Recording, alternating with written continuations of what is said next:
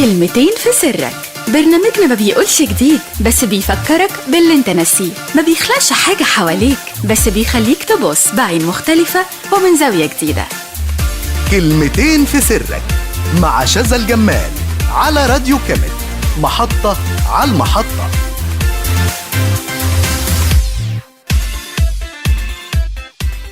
الوقت بقى بيعدي بسرعة قوي، اليوم بقى بيجري مننا في وسط الضغط والشغل والجري ورا مصالحنا وأكل عيشنا، ما بقاش في وقت نرتاح فيه بجد ونفضي دماغنا نتعلم حاجة جديدة، خصوصاً لو فاتح بيت وعليك مسؤوليات كتير.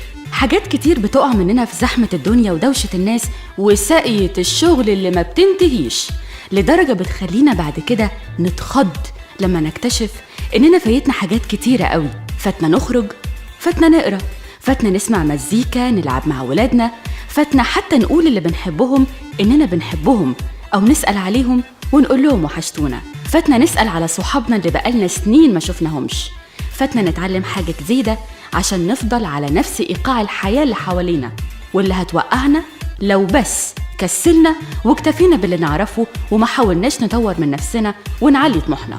بس برضو مفيش مشكلة ملهاش حل، بالعكس ده ساعات الحل بيكون في المشكلة نفسها، أو على رأي المثل الصيني كل مشكلة وفيها فرصة.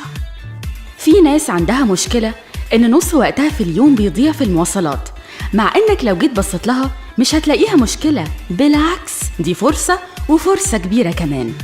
انت وقت المواصلات ده ممكن تعمل فيه برنامج تمشي عليه بقية اليوم. أولاً ممكن تحدد وقت تعرف فيه كل الأخبار، أو وقت تسمع فيه مزيكا بتفرحك وتنشطك تبدأ بيها يومك، وبعدين ممكن تخصص وقت للقراية. ده انت ممكن تخلص كتاب في يومين لو مواصلاتك طويلة، وفي أسبوع لو مواصلاتك قصيرة، بس انت بس تواظب على القراية في المواصلات لمدة أسبوع واحد وشوف هتنجز قد ايه.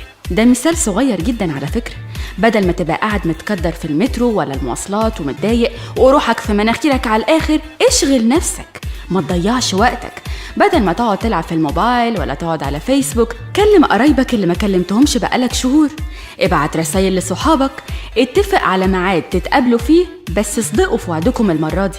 اقفل عينك واسند راسك وشغل مزيكا هادية تبدأ بيها يومك أو تنهي بيها يوم صعب عشان تقدر تهدي أعصابك شوية. كلمتين في سرك، الوقت ما بيتعوضش، ما تضيعهوش من إيديك، ما تضيعش عمرك في الشكوى عشان انت في إيدك كل حاجة. فتح عينيك وما تضيعش اللي في إيديك. كنتم مع كلمتين في سرك مع شذى الجمال على راديو كامل، محطة على المحطة. راديو كامل، محطة على المحطة.